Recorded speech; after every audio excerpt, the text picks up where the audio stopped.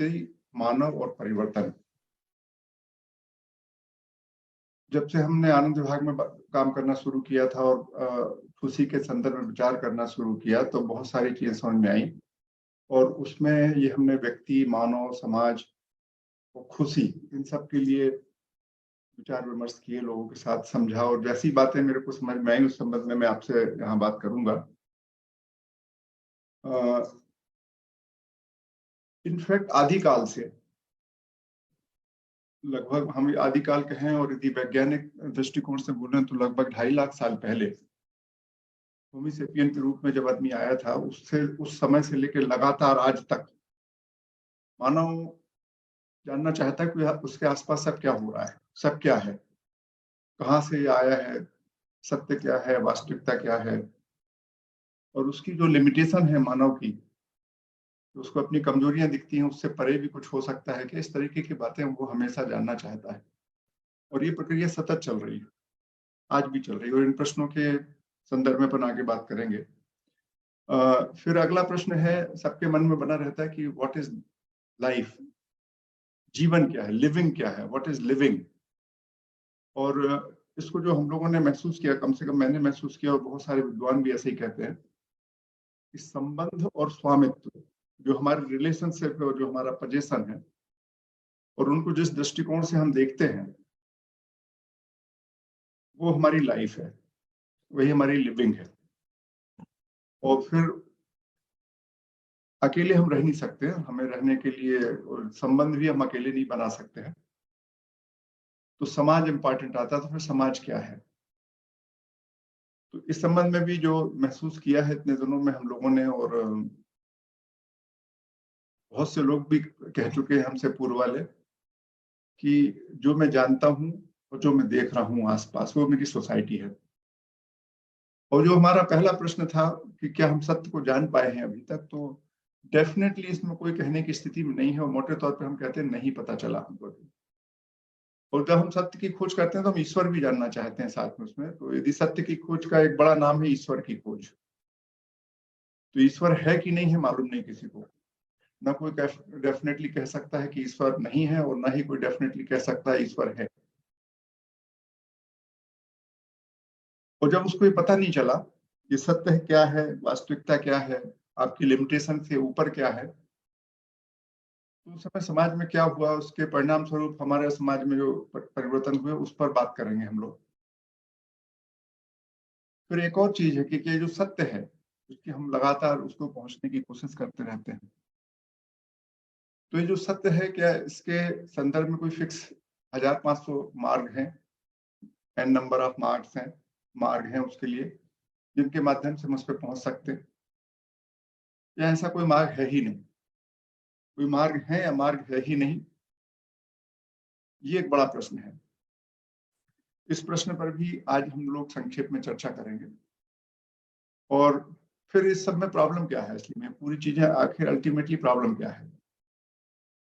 क्योंकि हम ये बात तभी कर रहे थे, हम सब लोग बहुत खुश होते, सब लोग बहुत ही प्रसन्न होते, तो इस तरीके की बात करने की जरूरत ही नहीं पड़ती। ये बात हम लोग करते हैं क्योंकि कुछ समस्या महसूस करते हैं। तो ये समस्या है क्या आखिर, इस पर भी हम बात करेंगे। और निश्चित तौर पे हम जिस धर्रे से चले जा रहे हैं, जिस तरीके से काम कर रहे हैं, क्या हम उसके बदले में कोई अपना अलग से मार्ग चुनने के लिए तैयार है? ये कुछ प्रश्न हैं जिन पर हम चर्चा करेंगे। वैसे 8 प्रश्न जो है अपने आप में पूरी की पूरी मनुष्य का जीवन है, 8 करोड़ लोगों का। तो 30-40 मिनट के समय में इस पे बात करना बड़ा कठिन काम है, लेकिन फिर भी हम कुछ संकेत करेंगे और यदि आपको इसमें कुछ समझ में आता है, वही आपके लिए सच होगा। ये बिल्कुल जरूरी नहीं है कि जो मैं बोल रहा हूँ उसको आप एज इट इज स्वीकार करें। बहुत ही इंटरेस्टिंग चीज है ये, और इसको समझना, और जब हम इन प्रश्नों के उत्तर ढूंढते हैं तो हमको एक बहुत विशिष्ट किस्म का सुख मिलता है, राहत मिलती है, आनंद मिलता है, यदि इन प्रश्नों में जो भी हमारे कंफ्यूजन है यदि वो दूर हो जाए।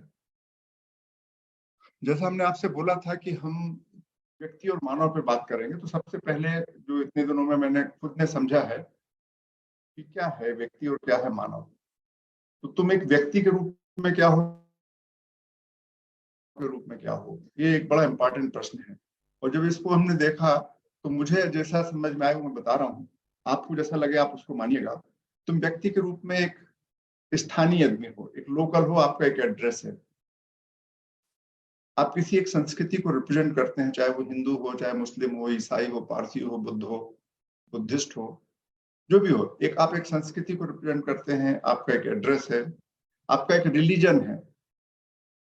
मोटे तौर पे बिना रिलीजन वाले को भी हम इसी में शामिल करते हैं, मतलब आपका कोई धर्म है या कोई धर्म नहीं है।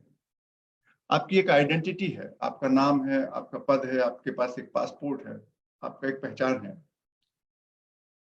व्यक्ति के रूप में आप एक कोने में अलग थलग पड़े हुए इंसान हैं, और आपकी और वो एक छोटी सी भूमिका आप अदा कर रहे हैं व्यक्ति के रूप में।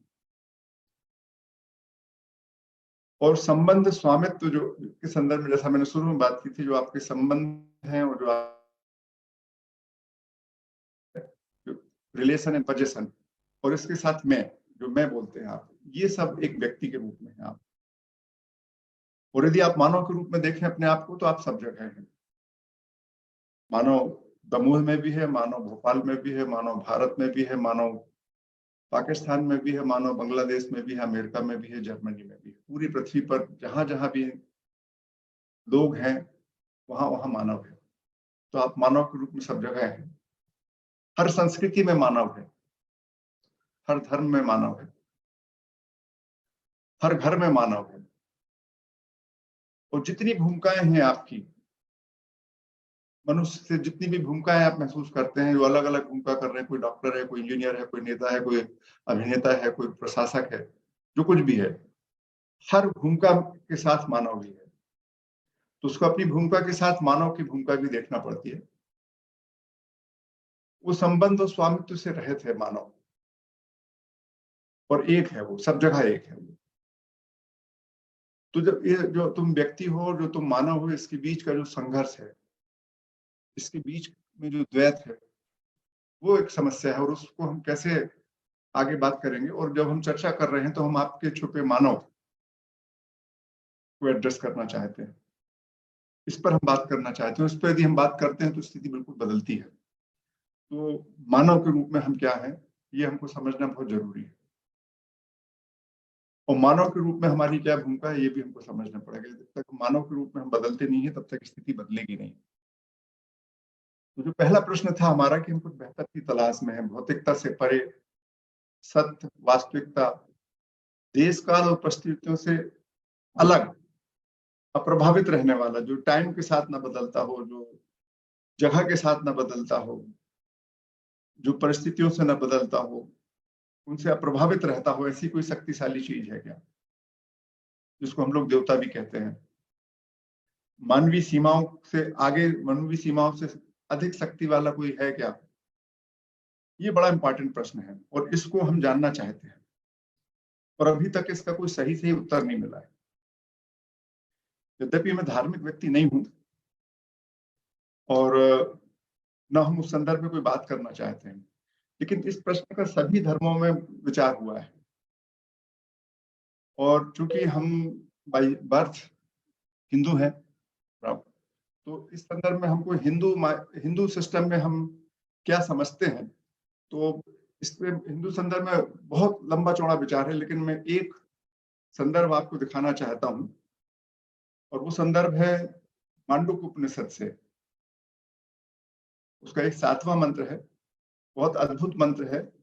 और ये एक परिभाषा करता है कि सत्य क्या हो सकता है उसकी। वो कहता है, नांत प्रज्ञा न बहिष्प्रज्ञा, नो भयत प्रज्ञम न प्रज्ञान घनम, न प्रज्ञम न अप्रज्ञम, अदृष्टम अव्यवहारम अग्रहायम अलक्षणम अचिंत्यम, अप्यपदेश्यम एकात्म प्रत्यसारम, प्रपंचोपशमम, शांतम शिव अद्वैतम, तच्चतुर्थम मन्यते सा आत्मा सा विज्ञेय। इसका अर्थ यह है कि ना तो वो अंदर है, जो आपका आंतरिक ज्ञान है, वो ब्रह्म नहीं, वो नहीं है। ना ही जो आप बाहर से जानते हो, वो भी वो नहीं है। अंदर बाहर दोनों को मिलाकर भी नहीं है वो। ना वो आपकी पूरी जानकारी और ज्ञान है, ना वो जानने वाला है, ना वो अज्ञान है, अज्ञाता है। वो दिखता नहीं है, उसको आप देख नहीं सकते हैं। वो अव्यवहार है, उसकी कोई फंक्शन नहीं करता, उसके कोई फंक्शन नहीं आप महसूस कर सकते, उसको आप पकड़ नहीं सकते हैं, उसमें किसी प्रकार की फंक्शंस नहीं है, लक्षण है, वो उसकी कोई क्वालिटीज नहीं है, उसका चिंतन नहीं हो सकता है, उसका कोई नाम नहीं है, उसका कोई विवरण नहीं है, उसका कोई वर्णन नहीं कर सकते हैं आप। वैसी है आपकी आत्मा, और वो आपका जो स्वरूप है, आंतरिक स्वरूप है, उसमें जब भी जो भी बोध होता है, उस सारे बोधों का आधार वही है। जितने अनुभव होते हैं आपको, सब अनुभव का कारण ही वही है, सारे अनुभव भी वही है। सब कहते हैं सभी अनुभव एकांतिक अस्तित्व का बोध ही जिसका सार है। मतलब जो जो आपको अनुभव होते हैं, उन अनुभवों का यदि आप निचोड़ निकालेंगे, सुबह से शाम तक, सोने से लेके जगने तक, रोने से लेके हंसने तक, जो कुछ भी आपके साथ होता है, जो भी अनुभव होते हैं, खट्टे मीठे सारे अनुभव, उन सब का जो सार है वो है। ये दुनिया पूरी उसी से प्रारंभ होती है और उसी में समाप्त हो जाती है। वो शांत है और कल्याण करता है। जो व्यक्ति इसको जानता है अद्वैत रूप में, उसका कल्याण होता है। ये आगे के मंत्रों में है, लेकिन हम यहीं पे बात समाप्त करेंगे, और यही आत्मा है। अब ये जो शब्द हैं, इन शब्दों को हम समझ नहीं सकते हैं, ये शब्द ही है, इनको महसूस करना बहुत कठिन बात है, लेकिन यही था जिसको हम जानना चाहते हैं। इसका शब्दों में इससे बेहतर विवरण नहीं हो सकता। तो हम ये जो बात कर रहे थे कि बेहतर की जो तलाश है, उसमें हमारा क्या होगा, उसको लोगों ने इस तरीके से एक्सप्रेस किया, लेकिन ये समझ नहीं आया है अभी भी किसी को। जैसे आपको भूख लगती है ना, भूख को आप जानते हो, या जैसे आपके दांत में दर्द होता है और आप समझते हो, वैसा आप इस सत्य को नहीं समझ पाते हैं कि क्या है ये। तो इसको ये समझ में नहीं आया। फिर जीवन क्या है, जो अगला प्रश्न था हमारा, बड़ा इंपॉर्टेंट है कि जीवन क्या है। क्योंकि हम इस जीवन से ही परेशान होकर अगली चीजों की खोज करते हैं। जीवन बहुत अच्छा होना तो नहीं सोचता कोई। यदि हम प्रधानमंत्री हैं, मुख्यमंत्री हैं, बहुत पैसे हैं, सब खाने पीने ठीक से मिल रहा, तो ये प्रश्न दिमाग में बहुत ज्यादा नहीं आते हैं, कभी कभी जो अधिकांश लोगों को नहीं आते हैं।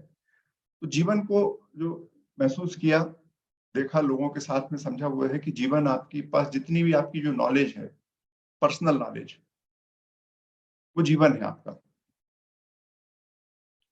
आपका जीवन एन नंबर ऑफ इन्फ्लुएंसेस है। आपके माता पिता का अनुभव, आपके समाज का अनुभव, आपके आसपास की प्रकृति का अनुभव, जो कुछ भी आपके पास एन नंबर, आपके स्कूल का अनुभव, आपके माँ बाप भाई बहन से झगड़ों का अनुभव, पड़ोसी से आपका संबंध, जितने भी प्रकार के आपके साथ अनुभव हो सकते हैं, उन सबका आपके ऊपर एक प्रभाव रहता है। जैसे मान लीजिए कि यदि आप भारत में पैदा हुए हैं, तो आपका एक अलग, आपका व्यक्तित्व अलग होगा, और यदि आपका जन्म ग्रीनलैंड में है तो आपका व्यवहार अलग होगा। यहाँ आपको गर्मी महसूस नहीं होगी, वहां आपको ठंड महसूस नहीं होती है, क्योंकि आप वैसे ही रहने लगते हैं।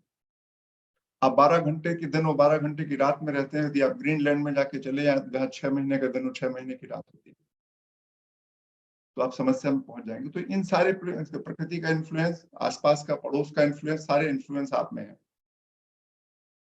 ये जानकारी और इन्फ्लुएंस मिलकर आपका विभाजन पैदा कर देते हैं। आपके साथ आप किसी धर्म से जुड़ जाते हैं, आप किसी भाषा से जुड़ जाते हैं, आप किसी राष्ट्र से जुड़ जाते हैं।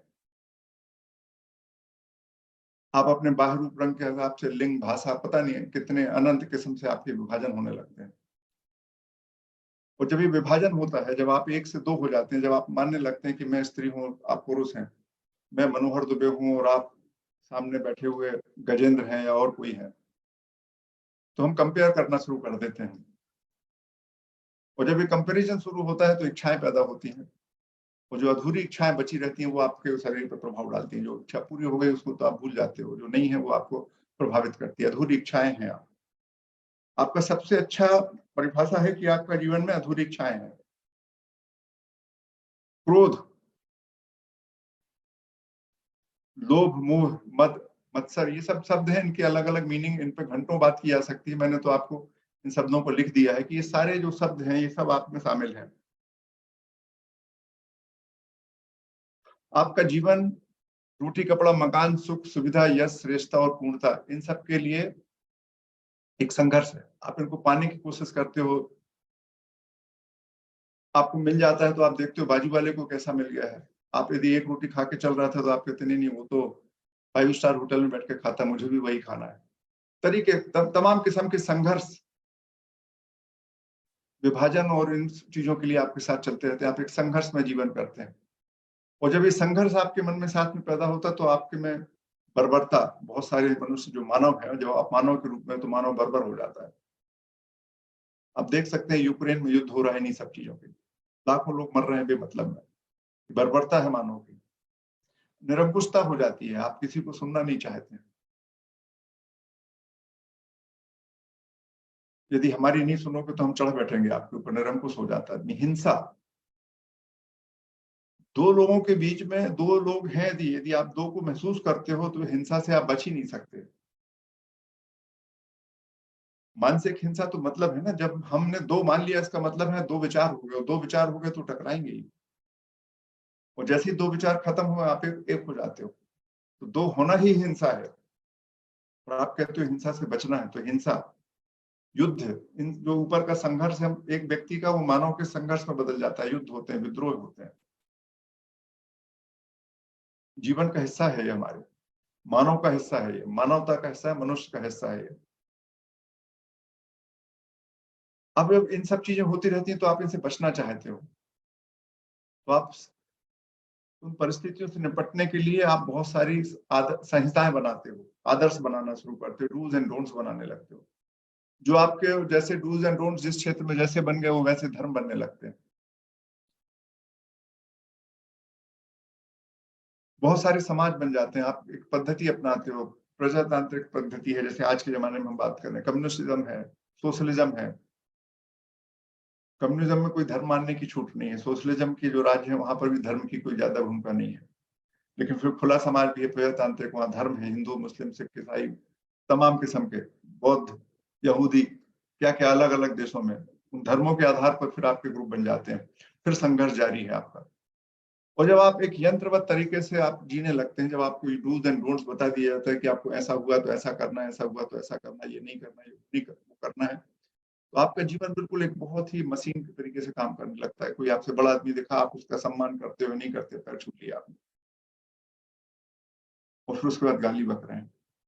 सुबह उठना आपको बता दिया है, सुबह जो उठना है तो आप सुबह उठ रहे हो, शाम को जल्दी सोना है, खाना खाते समय ये करना है, उसके समय वो करना है, ये उसको मिला के नहीं खाना है, इसको मिला के खाना है, तमाम किस्म के चीजें। और जब आप एक रूटीन से चलते चलते चलते चलते बोर होने लगते हो, आपको ये भी सिखा दिया जाता है कौन बड़ा है कौन छोटा है, तो आप बड़ा भी बनने लगते हो। तो फिर आपको पसंद हो या ना पसंद हो, आपको नौकरी करना जरूरी है, आपको करना जरूरी है।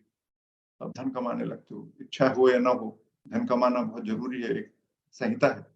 यदि आप 20-22 साल के हो और आपने आजीविका कमाने की स्थिति में नहीं आए, तो आप नकारा निकम्मा कहलाओगे, खासकर पुरुष।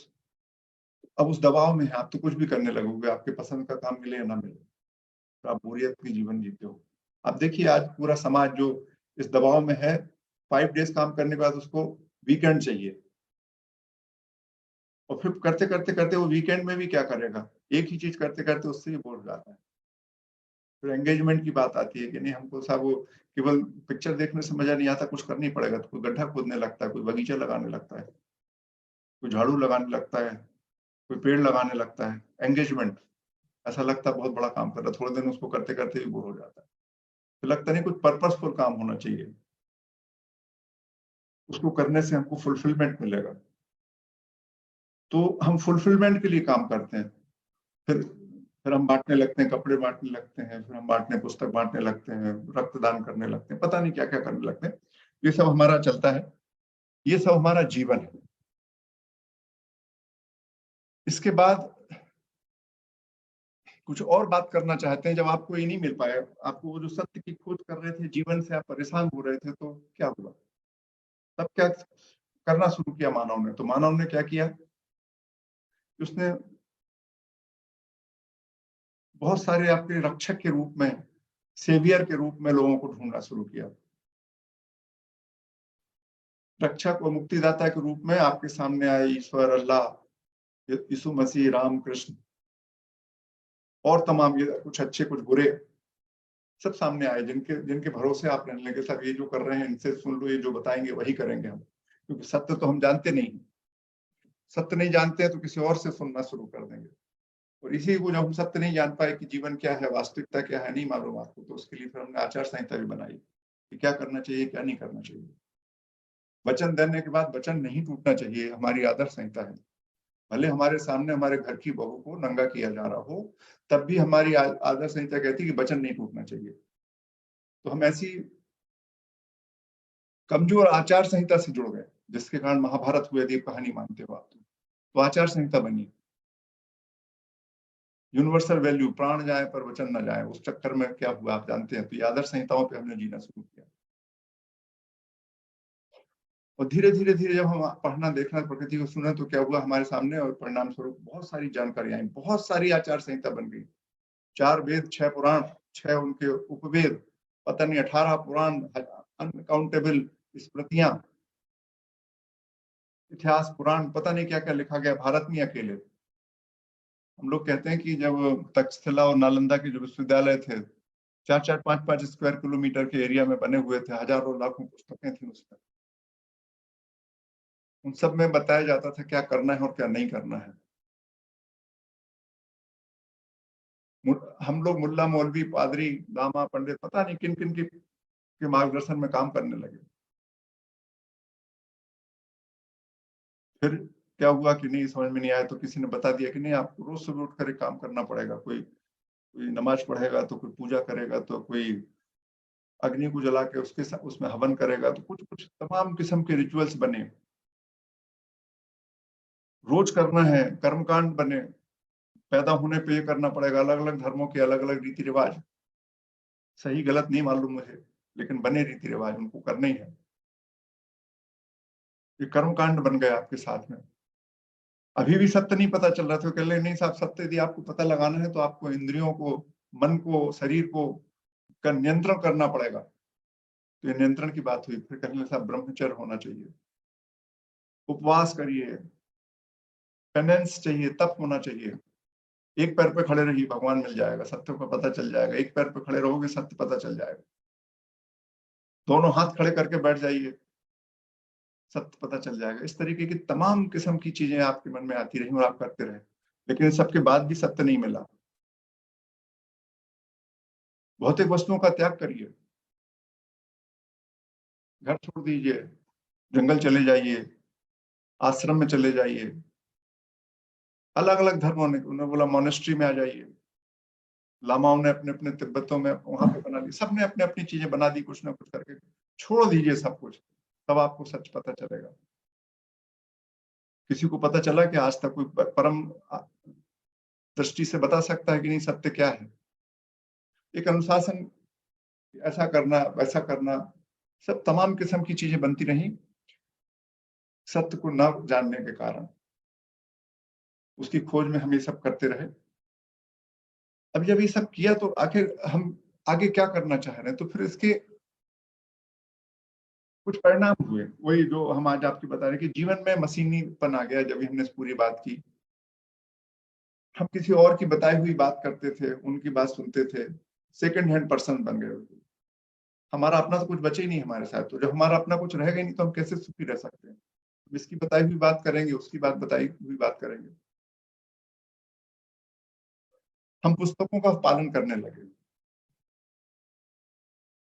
गीता में क्या लिखा, रामायण में क्या लिखा, कुरान में क्या लिखा, बाइबल में के लिए जैन अवस्था में क्या लिखा, वो पालन करोगे तो आपको ईश्वर मिल जाएगा। 5,000 साल पहले लिखा गया, 5,000 साल पहले अनुभव जो समझता था वो उसने लिखा। हम कहते हैं आज भी हमको वही करना है।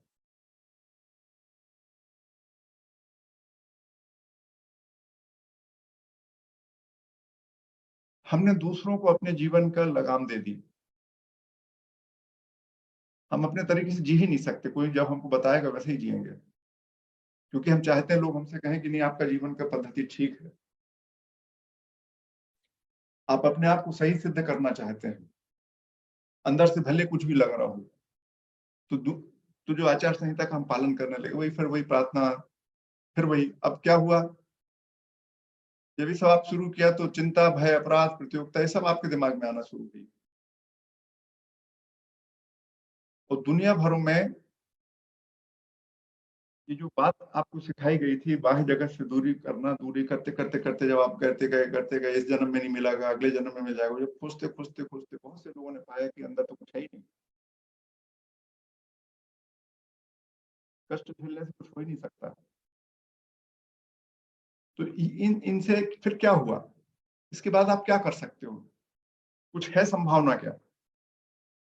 कुछ बदलने की स्थिति है क्या? ये तो स्पष्ट हो गया ना कि अब तक कोई पुस्तक या दार्शनिक या वैज्ञानिक या पुजारी या पंडित या मौला या मौलवी या पादरी ना तो आपको ईश्वर से मिला सका है, ना सत्य बता सका है, ना वास्तविकता बता सका है, ना आपकी कमियों को दूर कर सका है। प्रश्न का उत्तर आपको कोई दूसरा आदमी दे ही नहीं सकता। ना कोई परंपरा आपको इस प्रश्न का उत्तर दे सकती, ना कोई आदर्श इसका उत्तर दे सकता। कुछ नहीं हो सकता।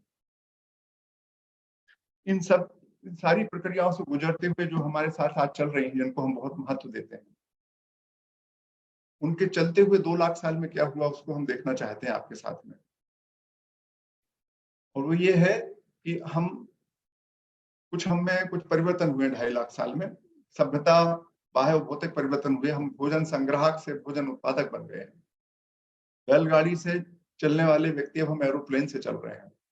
खपली से संदेश भेजने के बदले में हम वीडियो कॉन्फ्रेंसिंग कर रहे हैं। देखिए अभी बैठे हुए हैं यहाँ पर। महामारियों से हम जीत गए हैं, पगडंडियों के बदले में हमने अच्छी अच्छी सड़कें बना ली हैं। हम तो पहाड़ के अंदर भी घुस सकते हैं, तो हम हिमालय की चोटी तक रोड बनाने की स्थिति में है।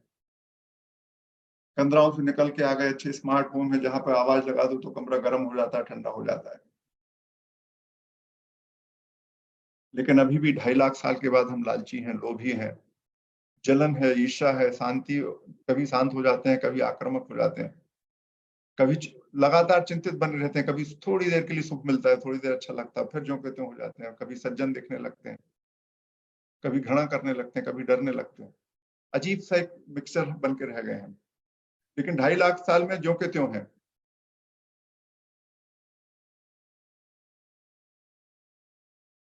तो ये जो हमारे व्यक्तिगत संबंध है, इससे हमारा समाज बना हुआ है। और इस पूरे के संदर्भ में जो हम व्यक्ति के रूप में हैं, वो हम अपने, जैसे हमने शुरू में लिखा कि हम एक अपने इन्फ्लुएंसेस का कलेक्शन है। अब इन दोनों की चीजों को जब हम इतना चीज समझा, शार्ट में इतने बहुत ही गहरी बातें हैं, इनको हमको लंबे में, लेकिन हम इंट्रोड्यूस करके इस बात को समझना चाहते हैं कि हम आगे कैसे कर सकते हैं। तो जब ये आपको पता नहीं चला तो हमारे पास क्या मार्ग है इसके संदर्भ में। एक बड़ी इंपॉर्टेंट स्थिति है कि हम इसमें क्या कर सकते हैं। सॉरी।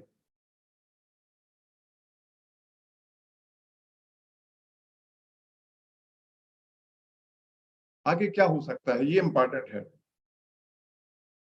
तो सबसे बड़ी चीज ये है कि जो हमारी समस्याएं हैं वो हम दूसरों के बताए हुए से ढूंढ रहे हैं। उनने हमको बताया कि सत्य ऐसा हो सकता है, कुछ लोग आके आपको बता देते हैं। अब यदि आपको मिल भी जाए, जैसे मान लीजिए आपने बोला कि आप मेडिटेशन करिए,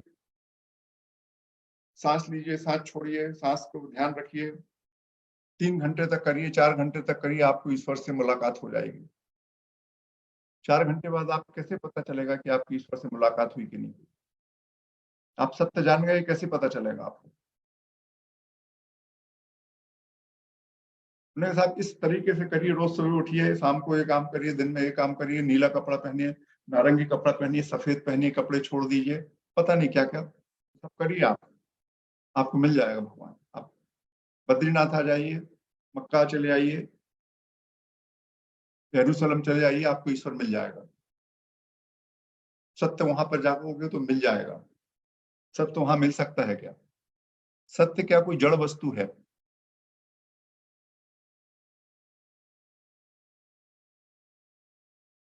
आपको लगता है कि सत्य एक जड़ वस्तु है? हम एक हम कहाँ पहुंच सकते हैं? कोई जड़ वस्तु भी पहुंच सकते हैं? जबलपुर से दिल्ली जा सकते हैं एक सड़क से? जबलपुर से दिल्ली जाने के, या भोपाल से इंदौर जाने के, या भोपाल से अमेरिका जाने के रास्ते हो सकते हैं, क्योंकि भोपाल भी जड़ है और अमेरिका भी जड़ है। यदि आप दो चलने वाली चीजों के बीच में यात्रा करना चाहते हैं, यदि आप चांद पे जाना चाहते हैं, भोपाल से यदि आप चांद पर 10 बजे निकलेंगे तो रास्ता अलग होगा, 11 बजे निकलेंगे तो रास्ता अलग होगा, दिल्ली से चांद के लिए निकलेंगे तो रास्ता अलग होगा। अब देखिए, केवल दो गतिशील चीजों के लिए हर क्षण हर स्थान पर रास्ता बदल रहा है।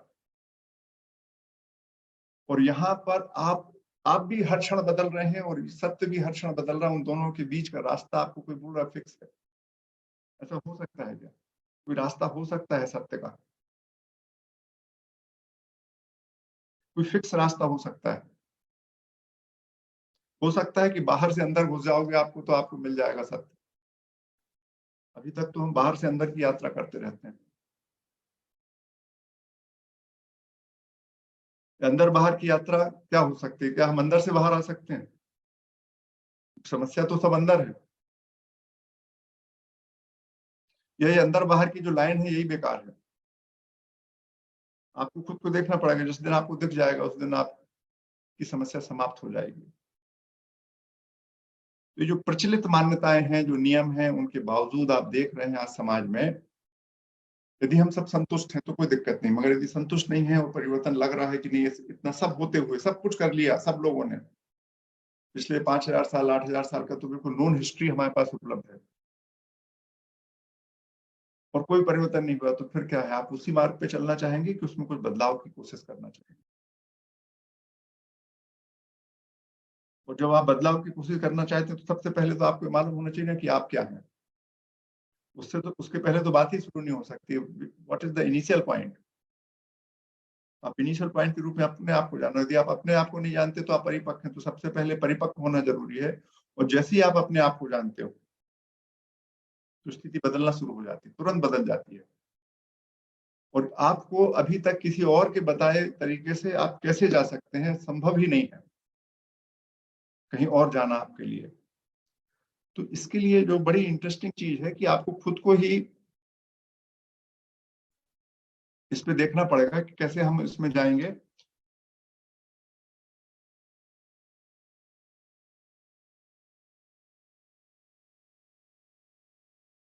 अब इसके बदले में फिर क्या करना है हमको, ये ठीक है। तो यदि आप अपना मार्ग बदलने को तैयार हैं, आप अपना मार्ग चुनने के लिए तैयार हैं, तो क्या करना पड़ेगा आपको? जो वर्तमान में जो कुछ चल रहा है उसको सबको छोड़ना पड़ेगा। ताकत है क्या आप में छोड़ने की?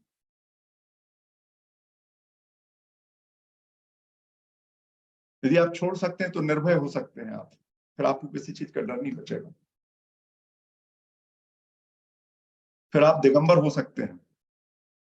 यदि आप सब कुछ छोड़ सकते हैं तो दिगंबर हो सकते हैं। मगर कोई दिगंबर हो गया इसलिए हम दिगंबर हो जाएंगे, ऐसा नहीं। आप हो सकते हैं क्या? किसी को देख के नहीं, अपने मन से यदि आपको लगता है तो हो सकते हैं आप। यदि सब कुछ छोड़ दिया तो आपको अंतर नहीं पड़ेगा। तो कपड़ा पहनना तो एक संहिता है, एक डूज एंड डोंट्स का हिस्सा है। यदि आपने उसको नकार दिया तो कपड़ा पहनना जरूर नहीं बचेगा आपको। आप निर्भय हो जाएंगे, सही गलत का डर नहीं बचेगा। लेकिन आप अकेले भी पढ़ सकते हैं, क्योंकि आप अपनी बात करेंगे, दूसरे लोग दूसरे ढंग की बात करेंगे। जब आप मान्यताएं छोड़ते हैं, परिभाषाएं छोड़ते हैं, तो आपको नुकसान भी हो सकता है। जिसको व्यवहारिक रूप से आप कहते हैं, व्यवहारिक रूप से आपको नुकसान हो सकता है। पारमार्थिक रूप से आपको वास्तविक रूप से नुकसान होगा कि नहीं होगा किसी को नहीं मालूम, लेकिन प्रैक्टिकली आपको नुकसान हो जाएगा। तो क्या आप प्रैक्टिकली नुकसान झेलने को तैयार हैं? ये एक बड़ा प्रश्न है। अब आपके सामने बहुत सारी बातें आए, तो जब बहुत सारी बातें आपके सामने आती हैं,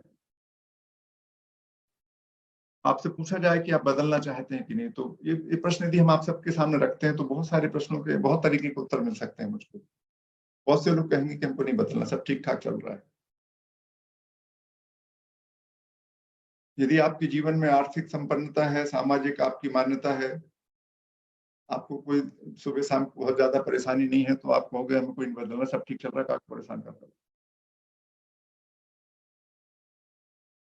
आपको लगता है कि जो मान्यताएं हैं, जो व्यवस्थाएं हैं, ठीक है, थोड़ा बहुत इसमें परिवर्तन की जरूरत है, तो भी आप कहोगे नहीं भाई सब ठीक चल रहा है, हम मानते हैं कि खुदा ठीक है, राम ठीक है, इनसे हमारा काम चल रहा है, कोई दिक्कत ही नहीं, तो भी आप नहीं बदलेंगे।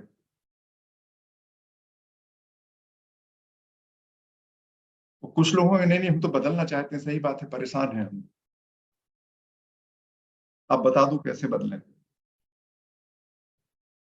तो वो भी नहीं बदल सकता, क्योंकि फिर वही हो गया।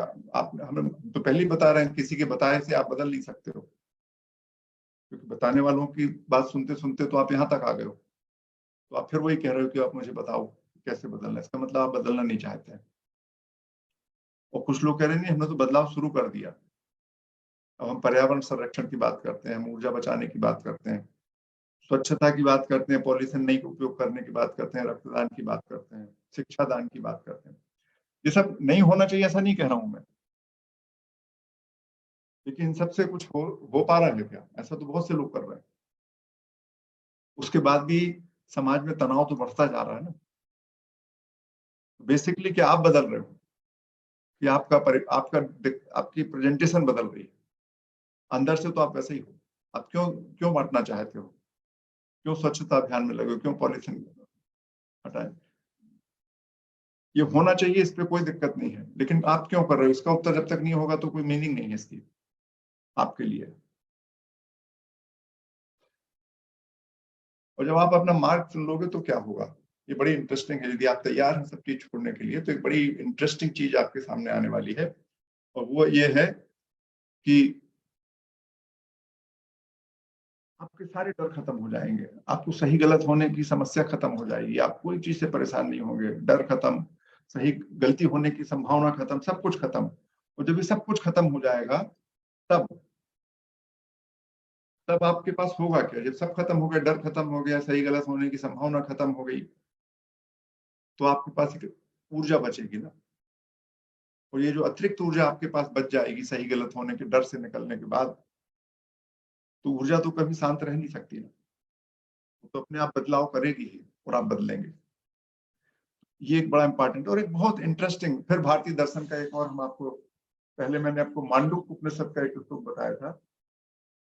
ये मुंडक उपनिषद का जितनी बातें मैंने कही, लगभग वो बातें इस, तो जब मुझे लगा इतना सोचने के बाद, ये भी कुछ पिछले दिनों से मैंने पढ़ना शुरू किया है, तो जब मैंने इसको पढ़ा तो मुझे बड़ा इंटरेस्टिंग लगा ये श्लोक। ये श्लोक कहता है तत्रा परा ऋग्वेदो यजुर्वेदो सामवेदो अथर्वेद शिक्षा कल्पो व्याकरणम निरुक्तम छंदो ज्योतिस्मृति अथ परा यया तदक्षरम अधिगम्यते। कहा दो, इसमें यदि पूरा पढ़ते हैं उपनिषद तो ये कहता है कि दो प्रकार की विद्याएं हैं, दो प्रकार का ज्ञान है, जिसको यदि आप जान लोगे तो पूरी दुनिया जान सकते हो आप। पहला उनको वो कहते हैं अपरा। तो तत्र अपरा, अपरा ज्ञान क्या है? जिसको बोलते हैं, हिंदी में नीचे लिखा है मैंने, अपरा संसार का व्यवहारिक ज्ञान। उसको कहते हैं यजुर्वेद, ऋग्वेद, सामवेद, अथर्ववेद, और उसके साथ जो छह उसके उपवेद हैं, शिक्षा, कल्प, व्याकरण, निरुक्त, छंद और ज्योतिष। जब ये लिखा गया था उसकी बात है, उसके बाद और लिखा गया। ये पुराण उराण के लिखने के पहले लिखा हुआ श्लोक है ये। वो सब अपरा विद्या है, लोअर ऑर्डर की विद्या है सारे चारों वेदों में। उससे कुछ नहीं हो सकता। आपको तो परा विद्या की जरूरत है, जिसको हायर ऑर्डर कहते हैं। वो कौन सी विद्या है परा विद्या? जिससे आप अपने आप को जान सकें। अभी मुंडक उपनिषद कहता है वही। इतनी देर से हमने कहा, जब मैंने कहा, जब पढ़ा तो मुझे बहुत खुशी हुई। हम लोग लगातार, यदि हमारी टीम को याद हो तो हम लोग लगातार बोलते रहते हैं कि ये सब नहीं करने की जरूरत है। आपको खुद को सेल्फ ऑब्जर्वेशन की जरूरत है, खुद को समझने की जरूरत है।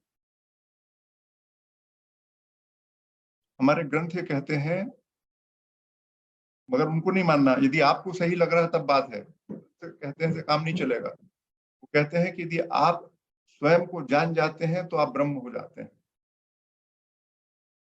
और आप आनंदित हो जाते हैं। इसकी बड़ी अच्छी एक कैलकुलस ऑफ हैप्पीनेस भी हमारे लोगों ने पूर्व में सोचा है, उस पर कभी बात अलग करेंगे। ये बड़ी इंटरेस्टिंग किस्म की बात थी जिसको हम आपसे यहाँ कर रहे थे। इसको हमारे सारे लोगों ने कहा, जो हम आपसे बात कर रहे थे कि सत्य वास्तविकता से परे कुछ नहीं है, इनको हम कैसे सीखेंगे, क्या समझेंगे। अब तक कोई नहीं पता चल सका, पुस्तकों से नहीं पता चला, पंडित मौलवी नहीं बता पाए। वही बात हमारे ग्रंथ भी कहते हैं। लेकिन उसका तात्पर्य ये नहीं है कि आपको ऋग्वेद, यजुर्वेद, सामवेद नहीं पढ़ना है, लेकिन उनके पढ़ लेने से कुछ नहीं होने वाला, ये भी कह रहे हैं। जब तक उनको पढ़ने के बाद उनका तात्पर्य अर्थ नहीं समझते आप, शाब्दिक अर्थ नहीं, शाब्दिक अर्थ समझने से कोई अंतर नहीं पड़ता कि हमें सच बोलना चाहिए। सच को आपको समझना पड़ेगा कि सच है क्या आखिर। और सच आपको मालूम ही नहीं है, फिर हमें सच बोलना चाहिए, इस तरीके के स्टेटमेंट का क्या बात है? हमें लिखा कि अहिंसा परमो धर्म। ये पंचव्रत जो है हमारे, पतंजलि जी ने बोला यम नियम में पहला चीज है अहिंसा। और आप दो हैं, दो होना का मतलब ही हिंसा है। आपका विचार और मेरा विचार मिलते नहीं है तो हिंसा के अलावा हो क्या सकता है? मानसिक रूप से आप एक है ही नहीं, मैं कुछ कह रहा हूं, आप कुछ कह रहे हैं। आप चाहेंगे कि आपकी बात मानी जाए, मैं चाहूंगा मेरी बात मानी जाए। हिंसा हुई कि नहीं हुई? मगर हम कहते हैं और लिखा हुआ है कि हिंसा परम धर्म है। ब्रह्मचर्य का पालन करिए और फिर कहते हैं कि आपके जीवन का लक्ष्य है, आपका है, आपकी ड्यूटी है, पितृण निकालिए, मातृ ऋण चुकाइए। तो ब्रह्मचर्य और पितृण कैसे एक साथ हो सकते हैं पूरे? इस तरीके की तमाम विरोधाभास है, इसलिए उनको समझने की कोशिश, जब तक आप उनके तात्पर्य नहीं समझोगे तब तक आप इस चीज को नहीं समझ सकते। ये अपनी बात थी। तो हमने बहुत सारी बातें, आपको इतना बड़ा विषय चुना था हमने, इसको बहुत तेजी से आपके साथ प्रस्तुत किया है। लेकिन इन सब बातों को, इन पर और गहन तरीके से हम अपने आप को कैसे जान सकते हैं, इस पर हम अगले में बात करेंगे। कल भी कुछ हमारा एक टॉपिक है, उस पर हमको बात करना है। आज हम इस विषय पे बात कर रहे हैं, कल दूसरे विषय पे बात करेंगे। तो मेरा वक्तव्य खत्म हो गया। इस पर यदि किसी के मन में कोई प्रश्न हो तो आप बात जरूर कर सकते हैं। धन्यवाद, आपने बड़े ध्यान से सुना, मुझे ऐसा लग रहा है। Thank you very much. Dubey ji बहुत बहुत नमस्कार। जी सभी साथियों नमस्कार। को नमस्कार। बहुत ही सार गर्भित जीवन का विषय में जानकारी मिली, बहुत बहुत धन्यवाद। मुझे मेरे इस विषय में दो छोटे छोटे सवाल हैं। जी ऐसा कहा जाता है कि सृष्टि का आधार सरल है, परंतु मानव जीवन इतना विषम और जटिल क्यों है? इसका कारण मैं जो जाना वो बताना चाहता हूँ, और सही कारण क्या है वो आपसे जानना चाहता हूँ। मैंने जाना कि सत्य का अभाव है। दूसरा है सत्य का की सही समझ नहीं आना मुझे। तीसरा है सत्य मिला पर सच में विश्वास नहीं कर पा रहा। चौथा है झूठ पर आसानी से विश्वास कर लेना। ये चार मैं कारण समझ रहा हूँ, इसके अलावा और कारण है या यही गलत है, ये जानना चाहता हूं। Thank you.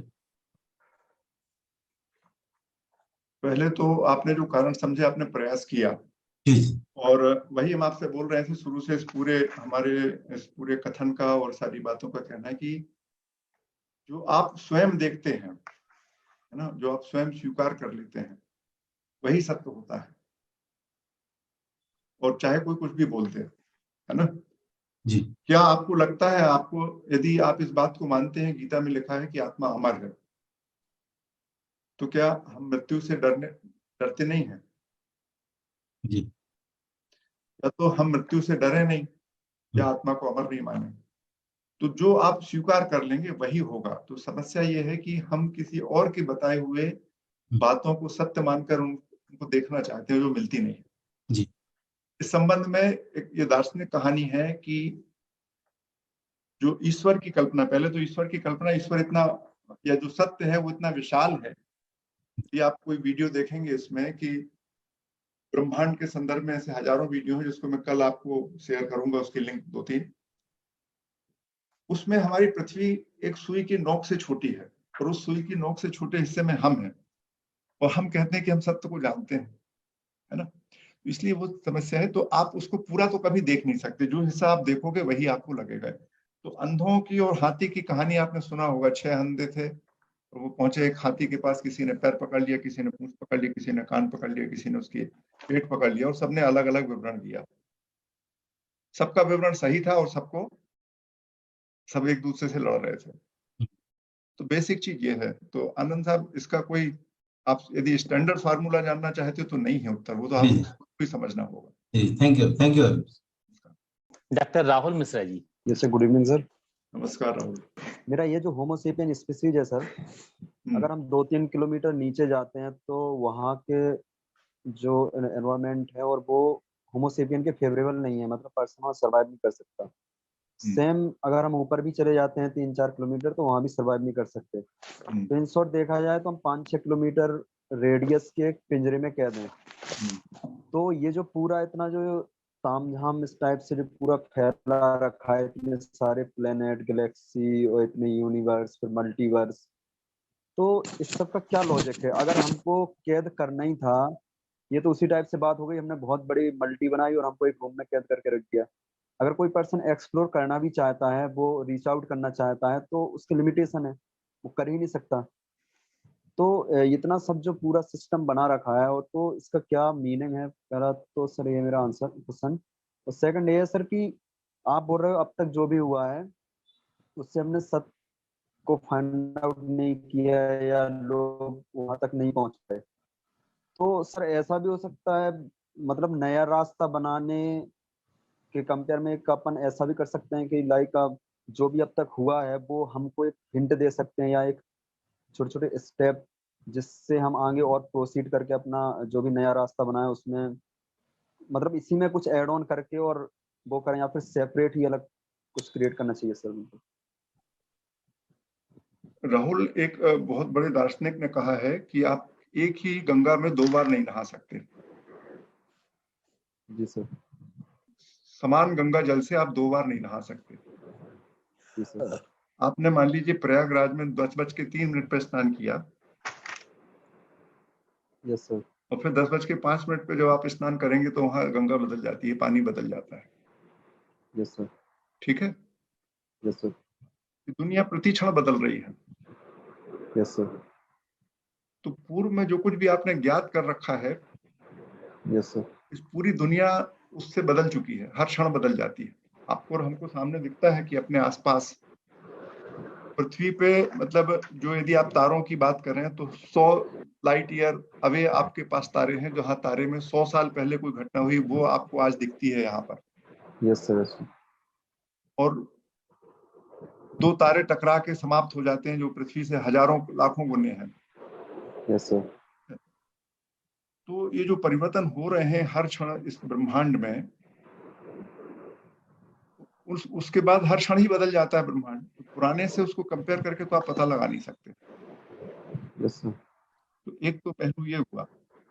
अब रहा सवाल ये है कि असली में हमारे जीवन के और लंबे 2 हिस्से हैं। एक तो आपके साथ ये शरीर चलता ही रहता है ना, तो जब तक शरीर है तब तक आप काम कर रहे हैं, लिमिटेड एक्टिविटी है आपकी, और एक अनलिमिटेड एक्टिविटी है ना। Yes sir. और आपकी पूरा का पूरा एग्जिस्टेंस इस लिमिटेड सिस्टम के अंदर है, जो अभी आपने बताया 1 किलोमीटर 2 किलोमीटर या जो कुछ भी कहना हो। Yes 1000 sir. स्क्वायर किलोमीटर की जो हमारी रेडियस है 3000 यस सर। किलोमीटर की, और उसके हिसाब से जो उसकी सरकमफ्रेंस आ जाएगी कुछ, यस सर। उस सरकमफ्रेंसेस के 3 किलोमीटर ऊपर और 3 किलोमीटर नीचे आप कह रहे हो आदमी रह सकता है, उसके आगे पीछे कुछ है नहीं, संभावना Yes, नहीं sir. है। यस अभी सर। इसको भी आप बहुत स्ट्रांगली नहीं कह सकते, हम इतनी जाने हैं, पता नहीं किस ग्रह में किस तरीके से रहते हो। कोई जरूरी थोड़ी कि कहीं कार्बन डाइऑक्साइड वाला आदमी हो जो कार्बन से जीता हो, हाँ सर। या जिस तरीके से न्यूक्लियस एनर्जी है उसके आधार पर किसी कहीं जीवन हो, वो एक उसके पूरे शरीर में 2 ग्राम या आधा ग्राम यूरेनियम आ जाता हो कहीं, और वो पूरी एनर्जी दे रहा हो। आपकी एनर्जी का स्रोत क्या है? Oxygen, burning of carbon. Yes sir. Glucose के जलने से आपके शरीर को ऊर्जा मिलती है। हो यस सर। सकता है कि वो ऊर्जा यूरेनियम के विस्फोट से मिलती हो। यस तो सर। आपको पूरी चीजें उस तरीके, जो फिजिकल वर्ल्ड एक अलग चीज है और एक यस आपका सर। फीलिंग अलग चीज है। तो इसका बहुत यस सर। सही सही 1 या 2 मिनट में उत्तर यहाँ पर देना संभव नहीं है। Yes sir. और यदि सही में आपके पास समय हो तो आओ 2 दिन वहां पे बैठ के बात करेंगे, तो उसमें डिस्कशन में जी आपको सर। कुछ उत्तर जरूर मिलेंगे। शिवपुरी आ जाओ, यस सर। विजेंद्र जी ने आपको इनवाइट कर रखा है ना। समय और समय समय समय क्या है, इसकी बात शुरू हो जाएगी। पहले तो आप बताओ समय क्या है, आगे बात बढ़ सकती है। If you know the time, जैसे ही समय आपको पता चल जाएगा उसके बाद आप बहुत सारी चीजें पता लगा पाएंगे। यदि आप समय को समझते हैं तो फिर आगे की बात करें, है ना। इस पर विचार करना पड़ेगा। आप कल भी अपन मिलने वाले हैं, तो यदि आपको समय पे कुछ डिस्कशन, आपके मन में थॉट हो तो अपन बात करके, ठीक है। Yes sir. Thank you. Yes sir. Thank you sir. Good day sir. Thank you. हमारे बहुत बड़े साथी आनंद शर्मा जी चेन्नई से बात करना चाहेंगे जी। नमस्कार सर, आफ्टर लॉन्ग टाइम बहुत दिनों बाद this is the interaction. Yes, मैं खैर इतना ज्यादा डीप ड्राइव नहीं कर पाता, और जो भी आज का मैंने लेक्चर बड़े ध्यान से सुना, और जी। मुझे लगा कि वास्तव में कि जो सेशन हमने शुरू किया था कि अपने आप को जानना, स्वयं को जानना, तो उसके मैं जरूर आसपास ही घूमता रहा। तो मेरे मन में एक ये सवाल है कि क्या अपने आप को जानना, स्वयं को जानना सत्य के काफी निकट है? दूसरा, एक और छोटा सवाल है, भाग्य क्या है, क्या ये भी अर्ध सत्य है? क्या बोला आपने दूसरा प्रश्न? भाग्य, लक, या क्या कहना चाहिए, फॉर्चून, कि भाग्य क्या है, क्या ये भी क्या अर्ध सत्य है क्या, या असत्य ही है? देखिए, हमारे जो पूर्वज हैं, जिन लोगों ने अनुभव किया, 8 अरब लोग तो अभी जिंदा हैं, सबके जो पूर्वज हैं सभी धर्मों में हैं, उन सबों ने इस बात को पाया है, उन सब ने इस बात को डिक्लेयर किया है। जो कुछ 100, 200, 500 लोग हुए हैं जिनको हम लोग श्रेष्ठ मानते हैं, उन सब ने इस बात को महसूस किया है कि यदि आप स्वयं को जान जाएं तो आप सत्य के बहुत निकट पहुंच जाते हैं, ऐसा उनका कहना है। और जब आप एक बार सत्य को जान जाते हैं तो फिर वो प्रश्न करने के लिए आपके पास कुछ शेष रहता नहीं है, तो फिर प्रश्न आता नहीं है सामने। तो जब तक आप वहां पहुंचे नहीं तब तक आप पता लगा नहीं सकते। अब सवाल इसका बड़ा इंटरेस्टिंग है कि आखिर ये दो तरीके से इसको देखा जाता है। जैसे मान लीजिएगा कि जब तक मनोहर दुबे हैं तब तक मनोहर दुबे के आसपास सब कुछ है। यदि मनोहर दुबे का शरीर से जो चेतना है वो समाप्त हो जाए, उसके बाद फिर मनोहर दुबे के लिए इस पृथ्वी का क्या मीनिंग रहेगी? कुछ बचेगी कि नहीं बचेगी? पृथ्वी ही खत्म हो जाएगी हमारे लिए, क्योंकि हमारा दिमाग या हम कोमा में चले गए तो भी कोई मीनिंग नहीं है। तो जो भौतिकवादी लोग हैं वो कहते हैं नहीं, मनोहर दुबे के खत्म होने से क्या फर्क पड़ता, आनंद शर्मा जी को तो दिख रहा है, वस्तु तो है। तो एक ये है, इसको बोलते हैं सृष्टि दृष्टिवाद। मतलब उनका, वो लोग कहते हैं कि ये जो सृष्टि है वो पहले आई और फिर इस सृष्टि में म्यूटेशन और चेंज होते रहे, और उस चेंज के बाद मनुष्य, प्राणी और जीव बने, और फिर उन्होंने इस तरीके से देखना शुरू किया। तो वो मानते हैं कि ये जो हमारे सामने हमने जो पूरा का पूरा जो अनंत भौतिक सिस्टम है वो इम्पोर्टेंट है, वही महत्वपूर्ण है। और उसको समझना, अब वो कितना बृहत है उसको कितना आप समझ सकते हैं। और आज हमारी जो प्रोसेसिंग क्षमताएं जिस तरीके से बढ़ती जा रही हैं, हम बहुत सी चीजें समझते जा रहे हैं और समझ पाएंगे। एक तो ये है, और दूसरा एक कहना है कि नहीं, ये पूरी की पूरी बात पहले तो चेतना उत्पन्न हुई और उस चेतना ने पदार्थ को पैदा किया और फिर उसके बाद बाकी सब चीजें चालू हुई। और यदि आप डेली अपना अनुभव देखें तो कैसे पैदा होता है कोई इंसान, किसी इंसान का जन्म होता कैसे है, इस पर यदि आप विचार करें तो जब माँ और बाप के मन में एक इच्छा उत्पन्न होती है कि मुझे पुत्र चाहिए, तब वो दोनों आपस में मिलते हैं और उनके मिलने से दो छोटे छोटे कण आपस में मिलते हैं, और उन दोनों कणों में एक अजीब सी, एक लंबी सी एक नॉलेज उनमें छिपी हुई रहती है ना, जिसको आप डीएनए बोलते हैं। उस समय डीएनए बोलो कुछ बोलो, तो आज आपने देखा, लेकिन वो दोनों मिलके जब शुरू करते हैं, उसमें जो एक नॉलेज है, क्योंकि स्त्री और पुरुष के अंडाणु शुक्राणु मिलने से कभी कुत्ता पैदा नहीं हुआ है ना, ये आम के बीज से कभी इमली का पेड़ पैदा नहीं हुआ। उसका मतलब एक विशिष्ट किस्म की वो नॉलेज उनके साथ रहती है, तो वो उस नॉलेज ने इस पूरे को उत्पन्न किया। तो एक है दृष्टि सृष्टिवाद, दूसरा है सृष्टि दृष्टिवाद। ये सब चीजें महत्वपूर्ण, लेकिन इन सबसे कोई फर्क नहीं पड़ता जब तक आप स्वयं अनुभव न कर लें कि क्या स्थिति सही है। आपको खुद को सोचना पड़ेगा। और जब आप अपने आप को चिंतन करते हैं, देखिए जैसे कई दृष्टिकोण से आप देख सकते हैं। एक देखने का तरीका है कि प्रतिदिन ये हर इंसान के पास ये अनुभव उपलब्ध है, आप जागते हैं, आप सोते हैं और आप सब स्वप्न देखते हैं। जब आप स्वप्न देखते हैं, आप चेन्नई में बैठे बैठे कटनी आ जाते होंगे, कई बार आपको कटनी का चिंतन हो जाता होगा। आप वहीं बिस्तर पे पड़े हुए हैं और आप कटनी कैसे देख सकते हैं चेन्नई से? वो वाली कटनी कहाँ रहती है? वह कटनी कहाँ रहती है? और आप, ये वैज्ञानिकों ने बोला है कि कोई भी सपना 1 मिनट से ज्यादा नहीं रहता, आधा से 1 मिनट। आप आधे से 1 मिनट में ऐसा कौन सा साधन है कि आप चेन्नई से कटनी आ गए और आप वहां पे अपने आप को जीवित रह गए, आपने पूरा महसूस किया। स्वप्न में जो दुनिया दिखती है आपको, जब आप स्वप्न में रहते हैं तो आपको यथार्थ दिखती है कि कुछ वो आपको इल्यूजन लगता है उस समय? इल्यूशन तो जब आप जागते हो तब आपको समझ में आता है कि सपना था। सपने में आपको कैसा महसूस होता है? यथार्थता है, काफी यथार्थता है। ये जो डेली फीलिंग है आपकी, उनका कहना है कि हो सकता है कि आपका ये जो यथार्थता दिख रहा है ये भी उसी किस्म की कोई चीज हो।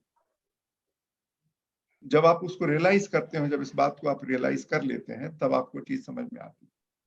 तो बड़ी इंटरेस्टिंग इसलिए जो अपन ने उसमें लिखा हुआ है डिस्कशन में कि नॉलेज क्या है, नॉलेज को समझना पड़ेगा।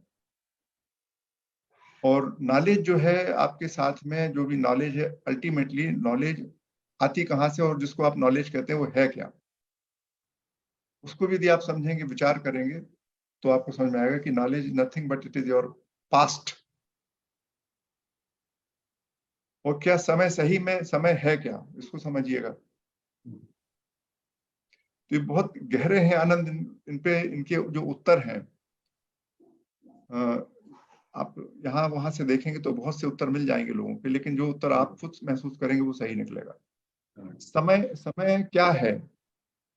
घड़ी से जो टिक टिक हो रहा है वो समय है कि उससे अलावा भी कुछ है? एक विवरण है कि ये दिन रात होते कैसे हैं। यदि आप पृथ्वी से बाहर निकल के खड़े हो जाएं स्पेस में, बीच में कहीं, तो आपको दिन रात महसूस होंगे क्या? यदि आपको पृथ्वी से और सूर्य के बीच में आप खड़े हो जाएं, पृथ्वी से हट जाएं, दिन और रात महसूस होगा क्या आपको? आप तो साइंस के व्यक्ति हैं, क्या लगेगा, बताएं कैसा लगता है? नहीं होगा। हाँ, नहीं होगा।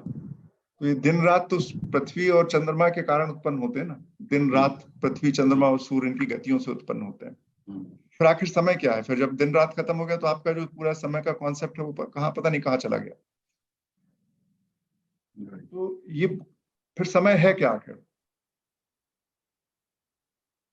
इस पर भी विचार करना पड़ेगा। तो ऐसे बहुत, और ये बड़े एब्स्ट्रैक्ट सी चीजें हैं, क्योंकि इनको आप समझ, इन पर आप इनको उस तरीके से महसूस नहीं कर सकते जिसको कहते हैं प्रत्यक्ष तरीके से। कल का जो सेशन है, यदि आप उस सेशन पे बात करेंगे तो इस प्रश्न पे कल हम लोग और बेहतर तरीके से बात कर पाएंगे। इसमें हमने चेतना और जागरूकता पे बात कर रहे हैं कल। जी। इस प्रश्न का उत्तर उसको पढ़ने के, उसको सुनने के बाद, उसको समझने के बाद बेहतर तरीके से मिलेगा। ठीक है, ठीक है, थैंक यू सो मच। इंसान जी अपनी बात रख पाएंगे? प्रणाम कर रहा हूँ।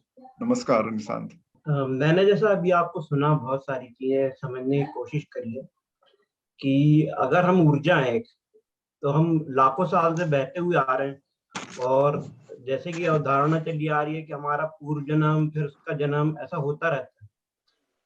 तो ये सारी चीजें जो हमारे, अगर ऊर्जा के साथ आती हैं, जैसा आपने बताया कि ऊर्जा के साथ ये सारी चीजें आती हैं, तो इनसे कैसे छुटकारा पाके हम सत्य की तरफ जाएं? मतलब एक छोटा सा, मतलब निशांत, मैंने कहीं नहीं बोला कि मैं ऊर्जा हूं या ऊर्जा से आते हैं, कहीं नहीं बोला हमने। आत्मा जिसको कहते हैं अपन, आत्मा नहीं, मतलब मैंने नहीं बोला।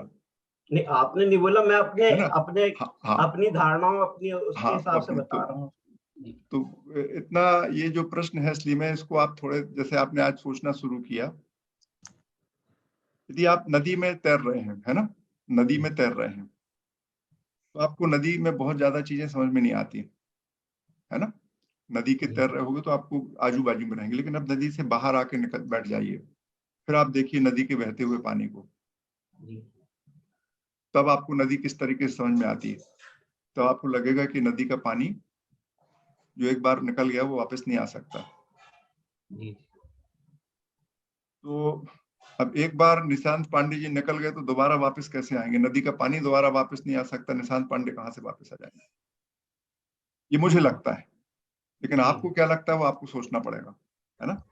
मुझे नहीं मालूम कि सच क्या है, लेकिन यदि आप नदी के बाहर बैठ के देखो कि नदी का जो पानी है वो बहता जा रहा है, बहता जा रहा है। आपको भले जब आप तैर रहे हो उसके अंदर हो तो आपको ऐसा लगता है पानी आगे पीछे हो रहा है, लेकिन पानी तो आगे बहते ही जाता है ना। वो समय ही लौटने वाला नहीं है। तो इस प्रश्न पे भी यदि तुम्हारे पास टाइम हो तो शिवपुरी आओ, वहां बैठ के बात करेंगे। जी जरूर आऊंगा, थैंक यू। जी श्रवण जी। श्रवण जी बात, जी आइए। सर, सबसे पहले आपको सादर प्रणाम सर। बहुत अच्छा सेशन रहा सर, और वास्तव में आपके सेशन को सुन के लगा कि जीवन इन्हीं रास्तों पे चला जाए तो खुशियों भरी होगी। मेरा सवाल ये है सर कि एक स्लाइड पे हमने देखा था कि व्यक्ति और मानव, हम कब व्यक्ति हो जाते हैं, कब मानव में परिवर्तित हो जाते हैं? क्या ये दोनों एक ही सिक्के के दो पहलू हैं सर? जैसे हम जन्म लेते हैं, बच्चे होते हैं, फिर पढ़ते लिखते हैं, जैसे आपने बहुत अच्छा डेफिनेशन दिया था उसमें सर, हमने देखा था। तो अगर ये जो मानवीय मूल्यों का क्षरण हो रहा है पूरी दुनिया में, और विज्ञान ने इतनी प्रगति भी कर ली है, विनाशी है, और इस समय तो 44 डिग्री सेंटीग्रेड तापमान भी हो रहा है, तो आखिर सर ये व्यक्ति और मानव का जो संबंध है, कैसे हम सभी लोग इसको जान पाएंगे? क्या किया जाए कि हम मानव भी रहे? पूरा का पूरा संघर्ष यही है कि हम व्यक्ति और मानव अपने आप को दो हिस्सों में बांट लेते हैं, है ना। वास्तव में हम मानव ही हैं। Generally we are the human being, और उसमें हम कुछ चीजों को जोड़ जोड़ के व्यक्ति बना लेते हैं। एक पासपोर्ट लाके अपने आप को एक अलग व्यक्ति बना देते हैं। इस तरीके का बहुत सारा अंतर जानवरों में भी होता है। काली गाय, पीली गाय, चितकबरी गाय, छोटी गाय, ढूंढी गाय, लेकिन वो उस चीज को उतना महत्व देते नहीं। गांव के झुंड में सब अपने को गाय ही मानते हैं, और इसलिए वहां पे समस्याएं बहुत कम होती हैं। परंतु जब हम अपने आप को देखते हैं तो जितने हमने इसमें ओढ़े हुए चीज हैं, धर्म, संस्कृति, एड्रेस, पासपोर्ट, पद, गरिमा, पोजीशन, रिलेशन, इन सब से हम अपने आप को इतना अलग करते जाते हैं मानव से, कुछ पूछिए मत। पूरी की पूरी प्रक्रिया जो है वो इस बात को ही समझने की है, यदि आप व्यक्ति के रूप में अपने आप को और मानव के रूप में अपने आप को देखकर दोनों को एक कर पाए। श्रवण जी, आपने बहुत महत्वपूर्ण सवाल किया है। मैंने आपने कहा था इसलिए मैंने उसको दिखा दी फिर से स्लाइड, और ये इम्पोर्टेंट इशू है इसलिए में लाइफ का। और ये मानव, और उसमें मैंने नीचे भी लिखा, हम आपसे छिपे मानव की बात कर रहे हैं, व्यक्ति की नहीं। आपको मानव ही होना है। आपको हिंदू मुस्लिम नहीं होना है, आपको ईसाई नहीं होना है, आपको बुद्ध नहीं होना है, बुद्धिस्ट नहीं होना है, आपको शिक्षक नहीं होना है, आपको मानव होना है। आपकी एक भूमिका शिक्षक की है, लेकिन बड़ी भूमिका आपकी मानव की भी है। शिक्षक की भूमिका बहुत छोटी है, मानव की भूमिका बहुत बड़ी है। इसको समझ के जब आप काम करेंगे तो स्थिति बदलती है। थैंक यू, बहुत शानदार प्रश्न था आपका। नमस्कार सर, सभी साथियों का। जी नमस्ते सर। अभी जो आपने सेशन लिया बहुत वंडरफुल, और मुझे एक बात समझ में आई कि इसका मतलब सबके सत्य अलग है। मेरा सत्य अलग है, आपका सत्य अलग है, अभी निशांत जी ने बात की, उनका सत्य अलग है। मुझे ये बात समझ में आई। ऐसा है नहीं, ऐसा नहीं बोला मैंने, आपको भले समझ में आया हो, लेकिन मैंने ऐसा बोला नहीं, आपने नहीं बोला, मैं ऐसा समझ पा रही हूँ। तो मैं गलत ठीक समझ पा रही हूँ या क्या? अगर हम अलग अलग सोचेंगे, अलग अलग सोच रहे हैं हम जी। सत्य जैसे कि 7वीं सदी का सत्य था या 16वीं सदी का सत्य था कि सूर्य एक रथ पर बैठ के पृथ्वी के चक्कर लगाता है जी। ये 16वीं या 15वीं सदी का सत्य था। आज का सत्य क्या है? आज का सत्य ये है कि सूर्य नहीं घूमता है, पृथ्वी घूमती है उसके चारों, है ना। घोड़े भी नहीं है जी, है ना जी। तो सत्य असली में जिसको आप सत्य कह रहे हैं, अब उस पे एक बड़ा गहन चिंतन है ये सत्य के संदर्भ में कि सत्य है क्या। तो समय के प्रवाह के साथ दृष्टिकोण, जैसे अभी हमने आपको वही बताया था कि जब एक हाथी को 6 अंधे देखते हैं तो कोई कहता है खंबा है, कोई कहता है रस्सी है, कोई कहता है सूपा है, कोई कहता है दीवाल है, लेकिन सत्य तो एक है कि वो हाथी है। बट सोचने से तो हम ये हुआ ना कि मेरा सत्य अलग है, आपका सत्य अलग है, हम अलग सोच रहे हैं। जब आप अंधे के रूप में देखेंगे तो आपको पूंछ और हाथी अलग अलग दिखेंगे, और जब आप समग्र देख पाएंगे तब अलग होगा। मगर देखना आपको ही पड़ेगा, मैं बता नहीं सकता हूँ क्या है, कोई और भी नहीं बता सकता आपको। जी थोड़ा कंफ्यूज्ड, लेकिन सोचना पड़ेगा। हाँ थैंक यू। जी धन्यवाद, बहुत अच्छा लगा। मैं देख पा रहा था कि मैं वैसे अब बात को रेज नहीं करूंगा क्योंकि ये वार्तालाप सीमा से बाहर जा चुका है। फिर मैं देख रहा था सत्य को खोजने की जरूरत है क्या? क्या जरूरत है सत्य? हम किस सत्य को खोजना चाह रहे हैं? ये भी तो एक आज मुझे नया प्रश्न उत्पन्न हुआ कि हम किस सत्य को खोजना चाह रहे हैं और सत्य को खोजने की आवश्यकता ही क्या है? तीसरा प्रश्न ये था जो आपने मांडूक्य उपनिषद का 7वां श्लोक रखा है, नान्यतम प्रज्ञम, इसको आप मुझे शेयर कर दीजिएगा सर, क्योंकि इस पे अपना लंबा डिस्कशन हुआ है और आज उसका पूरा का पूरा सार मेरे को सामने आ गया। क्योंकि आपने जिस बोर्ड की चर्चा की थी कि वो व्हाइट बोर्ड है, वो कुछ भी नहीं है, सबसे एनेक्टिव पार्ट है, वो आज वो श्लोक के रूप में आपने पुनः बताया, तो मुझे उसको जरूर शेयर करिएगा। तो मैं इतना कहूंगा कि सत्य की खोजने की आवश्यकता है क्या? अब इस प्रश्न का फिर वही मेरा शुरू से बात यही चल रही कि असली में जब हम जीवन के संदर्भ में बात करते हैं तो बहुत सारे उसके चेंज होते रहते हैं उसमें। मतलब ये तो एक फैक्ट है कि बहुत सारे लोग सत्य को जानना चाहते हैं। ऑन एन एवरेज यदि आप निकालें तो ये पता चलेगा कि मानव सत्य को जानना चाहता है। आप जानना चाहते हैं कि नहीं जानना चाहते, मैं कुछ नहीं कह सकता। ये बड़ा इंपॉर्टेंट पहलू है। और असली में जब इसको विचार किया जाए तो आखिर ये प्रश्न तो सबके दिमाग में आता भी है ना कि दुनिया आखिर हुई, शुरू कैसे हुई। तो सत्य तो इस पूरी दुनिया का फर्स्ट कॉज है ना, और वो आज से अरबों साल पुराना है। यदि साइंस की बात करें तो कहेगा कितने बिलियन ईयर्स पहले बिग बैंग हुआ था। तो अब इस प्रश्न का उत्तर आपके दैनिक जीवन में उस सत्य को जान लेने से क्या अंतर पड़ेगा मुझे नहीं मालूम, लेकिन आपके मन में वो इच्छा है। अब रहा सवाल कि आपका दैनिक जीवन कैसे बदलेगा, तो उसके लिए जब आप शुरू करते हैं बातचीत और अपने आप को जानने की कोशिश करते हैं, तो पता नहीं आप सत्य जान के चुप हो जाते हैं कि कुछ और जान के चुप हो जाते हैं, तो आपको पता चलेगा उस समय।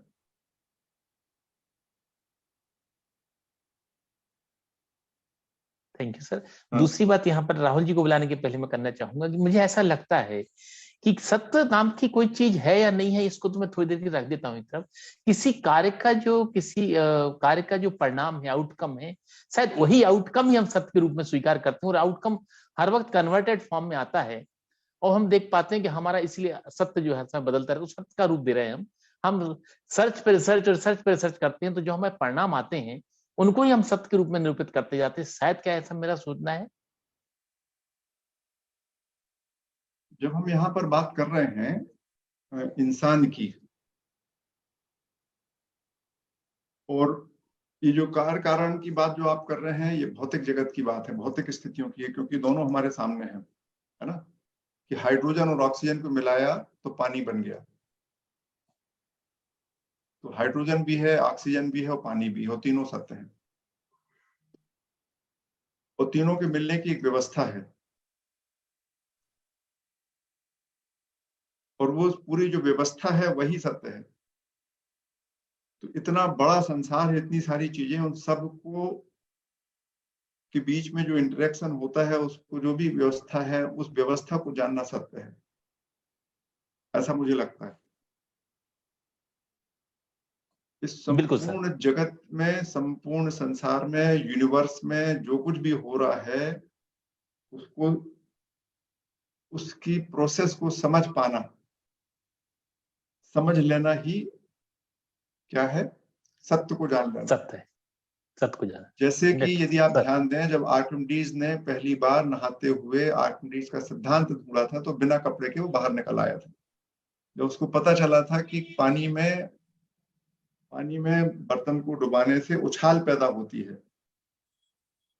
आप फिजिक्स के हैं, तो उसको जैसे जब वो पता चला था, जब उसको एक नई चीज उसको समझ में आई थी प्रकृति की, तो उसके आनंद की आप कल्पना, जो जैसा हम लोगों ने बचपन में पढ़ा है कि वो बिना कपड़े पहने मिल गया, यूरेका यूरेका कहते हुए भागा था। यूरेका। तो वो सत्य का वो प्रभाव है। जब आप सत्य का एक छोटा सा दर्शन होता है, तब ये स्थिति है, उसको सत्य कहते हैं। उसको जानना है कि नहीं जानना, वो आप बताइए। बहुत सही सर।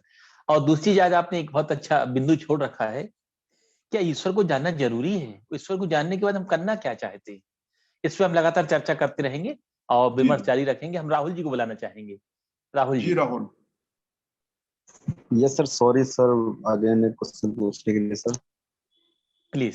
सर मैं ये बोल रहा था कि सर आप मतलब हाँ सर, वेरी फ्रेंकली पूछ रहा हूँ। हाँ। सर अब तक जो भी हमारे पास डेटा है, नॉलेज है, हाँ। या जो भी अब तक है सर, आपको ऐसा लगता है कि ये अभी रिवाइज्ड होगा, या जैसे आपने बोला कि आज से 100 साल 200 साल पहले सोचते थे कि सूरज घोड़ों के साथ ऐसे घूमता है, बट आज सोचते हैं कि वो है। और दूसरा ये है कि अगर अर्थ के बाहर जाके देखेंगे तो वहां तो अंधेरा ही दिखेगा, मतलब हम देख ही नहीं सकते ये सब, क्योंकि लाइट का वो जब ऐसे रिफ्लेक्शन होता है तभी हमें चीजें दिखती हैं। राकेश शर्मा से भी ये पूछा था कि बाहर से कैसा दिखता है, तो उन्होंने कोका कोला टाइप बोला था, लाइक पूरा अंधेरा दिखता है बाहर, तो हम फाइंड आउट ही नहीं कर सकते कि सूरज या कुछ है इस टाइप से, स्टार वगैरह भी नहीं देख सकते। तो सर ये जो भी अब तक हमारे पास साइंस के अकॉर्डिंग जो भी इंफॉर्मेशन है, तो ये अपडेटेड है, मतलब इससे भी ज्यादा कुछ अपडेट होगा या रिवाइज्ड होगा? आप ही देखिए, आप तो मेडिकल साइंस के व्यक्ति हैं, आप ही बताइए, आज से 10, 12, 15 साल पहले बोलते थे कि डायबिटीज इज इरिवर्सिबल, बोलते थे। आपको आवाज आ रही राहुल मेरी? हाँ सर, हाँ सर। आज से 15 से 20 वर्ष पहले एलोपैथिक साइंस बोलता था कि diabetes is irreversible, right? Yes sir. अब क्या बोलते हो, आज की स्थिति में क्या है?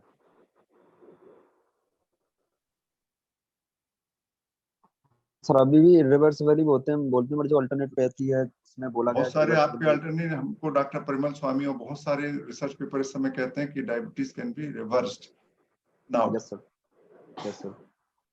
अब रिवर्सल की परिभाषा क्या है ये अलग मुद्दा है, लेकिन अब कहा जाता है, बहुत सारे एलोपैथिक डॉक्टर भी कहते हैं कि diabetes is reversible. Reversible means you can manage diabetes without medicine in any condition, in a very serious condition also. Yes sir. तो मुझे तो ये चेंज हुआ, बहुत सारे आपके फंडे उस समय जो थे और जो आज हैं वो बदल रहे हैं ना। आप खुद ही मान लीजिए, आप देखते रहते हैं किस समय पहले आप डायबिटिक होने का किस मिलीग्राम को आप डायबिटिक मानते थे, आज ही अलग अलग ब्लड प्रेशर का यूरोप का स्टैंडर्ड अलग है और अमेरिका का स्टैंडर्ड अलग है। एक ही है क्या? हाँ, अमेरिका वाले लोग किसको हाइपरटेंसिव मानते हैं, यूरोप वाले किसको मानते हैं? यस सर, डेटा बहुत रिवाइज्ड हो गया सर, आजकल हो गया सर रिवाइज्ड हो गया। जैसी जैसी जानकारी आपके पास बढ़ती जाएंगी, जैसे जैसे आपके पास फैक्ट्स आते जाएंगे, आप चीजों को बदलते जाएंगे, है ना? Yes sir. तो स्वाभाविक है बदलना। बस अंतर इतना है कि केवल इतना है कि जो भौतिक जगत है उसमें परिवर्तन हम एम्पेरिकल अनुभव के आधार पर, एम्पेरिकल इंफॉर्मेशन के आधार पर एस्टेब्लिश कर पाते हैं, और जो हम दूसरे जगत की बात करते हैं, मानसिक जगत की, उसमें हमको सहज अनुभूति, इंट्यूटिवली समझना पड़ता है ना? कभी ये नहीं बोलना पड़ता ना राहुल, मैं यदि आपसे पूछूं, आपसे यदि कोई पूछे कि राहुल आप हो यहाँ पर, तो आप क्या बोलोगे? Are you in this video conferencing? क्या बोलोगे राहुल? हाँ ऑब्वियसली आप हाँ बोलोगे ना? यस इसके लिए आपको कोई प्रमाण की जरूरत है कि आप हैं यहाँ पर? आपको कोई, आपने देखा अपने आप को? आप तो केवल बोल देते हो ना। जैसे मैं पूछूंगा राहुल है, तो आप कहोगे हाँ मैं हूँ। मगर यदि मैं आपसे पूछूं अभी कि रमेश व्यास जी है कि नहीं इस समय, या मैं पूछूं आपसे उषा व्यास जी इस समय इस मीटिंग में है कि नहीं है, तो आपको क्या करना पड़ेगा? देखना पड़ेगा। देखूंगा सर, मैं स्टेटस देखूंगा वो बोलोगे आप। तो आपका होना के लिए आपको किसी प्रकार के एविडेंस की जरूरत है क्या? नहीं है। नहीं, राहुल जी से पूछ रहा हूँ मैं। सर राहुल, आपको आपकी उपस्थिति के लिए किसी एविडेंस की जरूरत है क्या? No sir, no sir.